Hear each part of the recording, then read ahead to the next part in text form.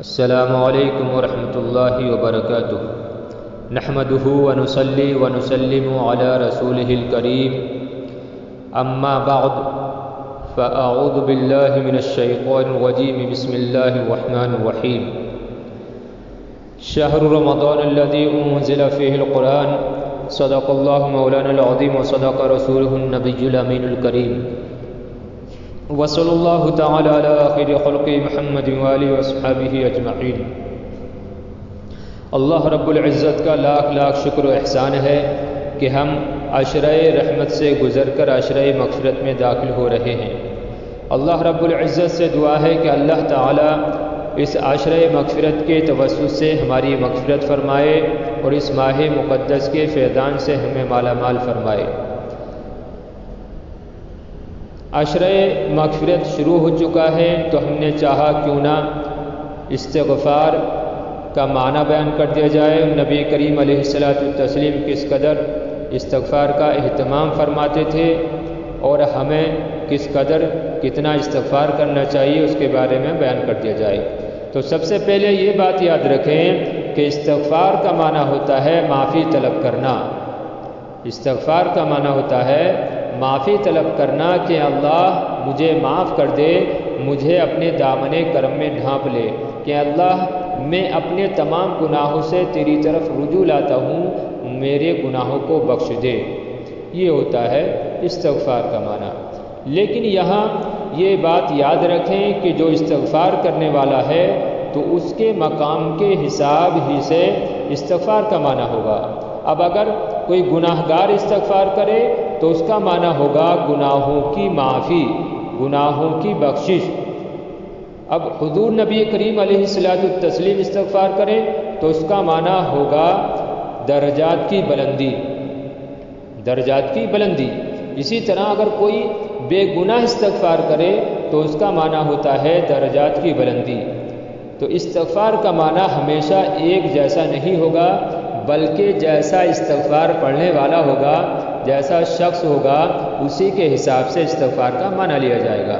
کیونکہ نبی کریم علیہ الصلاۃ والتسلیم تو سید المعصومین ہیں، سید المعصومین ہیں۔ تو اب اگر آپ استغفار کر رہے ہیں تو اس کا معنی یہ نہیں لیا جائے گا کہ آپ اپنے گناہوں سے معافی طلب کر رہے ہیں، نہیں، بلکہ یہ استغفار کا جو معنی ہوگا وہ استغفار کرنے والے کے حساب سے ہوگا۔ اللہ رب العزت قرآن کریم میں ارشاد فرماتا ہے فسبح بحمد ربک واستغفر۔ اس آیت نے ہمیں بتایا کہ خوشی کے اظہار کا ایک طریقہ تسبیح و استغفار کرنا بھی ہے، کہ ایک طریقہ خوشی کے اظہار کرنے کا اصل میں پوری آیت یہ ہے، پوری صورت اس طریقے سے ہے اذا جاء نصر اللہ والفتح ورأيت الناس يدخلون في دين الله افواجا فسبح بحمد ربك واستغفر۔ کہ محبوب جب آپ دیکھیں کہ فوج در فوج لوگ اسلام میں داخل ہونے لگے اور ایمان لا رہے ہیں تو آپ اپنے رب کی خوب خوب تسبیح و تحلیل بیان کیجئے اور استغفار آپ جو ہے پڑھیے۔ تو اس آیت کریمہ سے معلوم ہوا کہ خوشی کا ایک طریقہ وہ استغفار کرنا بھی ہے۔ انبیاء اکرام معصوم ہوتے ہیں، گناہ نہیں کرتے، یعنی انبیاء اکرام گناہوں سے پاک ہوتے ہیں، گناہوں سے پاک ہوتے ہیں۔ اسی طرح ہمارے نبی تو سید المعصومین ہیں، لیکن عالم یہ ہے کہ آپ 100 مرتبہ استغفار کرتے ہیں۔ نبی کریم علیہ الصلاۃ والتسلیم 100 مرتبہ یا اس سے زیادہ ایک ایک دن میں جو استغفار کر رہے ہیں۔ لیکن اگر آج ہم جائزہ لیں، اگر آپ کسی سے پوچھیں کہ آپ نے آج کتنی مرتبہ استغفار کیا ہے تو ہو سکتا ہے 100 لوگوں میں 2-4 مل جائیں جو یہ بولیں کہ ہاں آج میں نے 100 مرتبہ یا 50 مرتبہ یا 40 مرتبہ استغفار پڑھا ہے۔ جبکہ ہونا تو یہ چاہیے کہ جیسا بھی دور ہے ہم زیادہ سے زیادہ استغفار کریں، اپنے گناہوں سے معافی مانگیں اور اللہ تبارک و تعالیٰ کی طرف رجوع لائیں۔ لیکن معاملہ اس کے برعکس ہے۔ اسی طریقے سے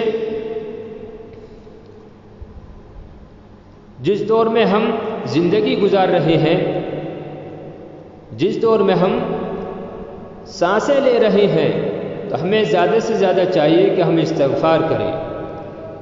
اللہ تبارک و تعالیٰ قرآن کریم میں ارشاد فرماتا ہے، ربنا ظلمنا انفسنا وان لم تغفر لنا وترحمنا لنكونن من الخاسرین، یعنی جب حضرت آدم علیہ السلام اور حضرت حوا علیہ السلام سے خطائے اجتہادی سرزد ہوئی تو انہوں نے اللہ رب العزت کی بارگاہ میں دعا کی، اے اللہ ہمیں معافی طلب، ہمیں معاف فرما، اے اللہ ہمیں معاف فرما، اگر تو نے ہمیں معاف نہ کیا، اگر تو نے ہمیں مغفرت عطا نہ کی تو ہم خسارہ اٹھانے والوں میں سے ہو جائیں گے۔ تو مطلب کیا ہوا؟ کیا اللہ کے نبی حضرت آدم علیہ السلام اللہ کے نبی ہیں، تو کیا اللہ کے نبی نقصان اٹھانے والے ہو سکتے ہیں؟ نہیں، بلکہ مقصد یہ تھا کہ آپ اپنی آنے والی اولاد کو تعلیم دینا چاہ رہے تھے کہ اے لوگوں، اگر تم سے کبھی کوئی گناہ سرزد ہو جائے، اگر تم سے کبھی کوئی لغزش و خطا واقع ہو جائے تو تم اس طریقے سے اللہ تبارک و تعالیٰ کی بارگاہ میں استغفار کرنا اور اس کی بارگاہ میں توبہ کرنا۔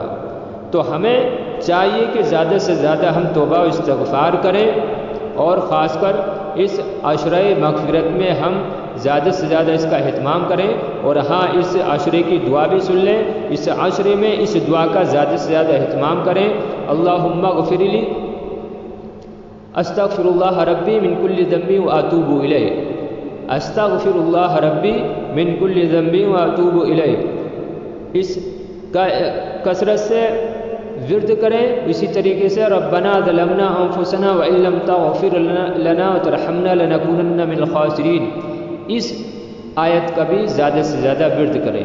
اللہ تبارک و تعالیٰ سے دعا ہے کہ اللہ تعالیٰ اس عشرہ مغفرت میں ہم سب کی مغفرت فرمائے، اور تمام امت مسلمہ کی مغفرت فرمائے، اور ہمیں دونوں جہان کی نعمتوں سے مالا مال فرمائے۔ السلام علیکم ورحمۃ اللہ وبرکاتہ۔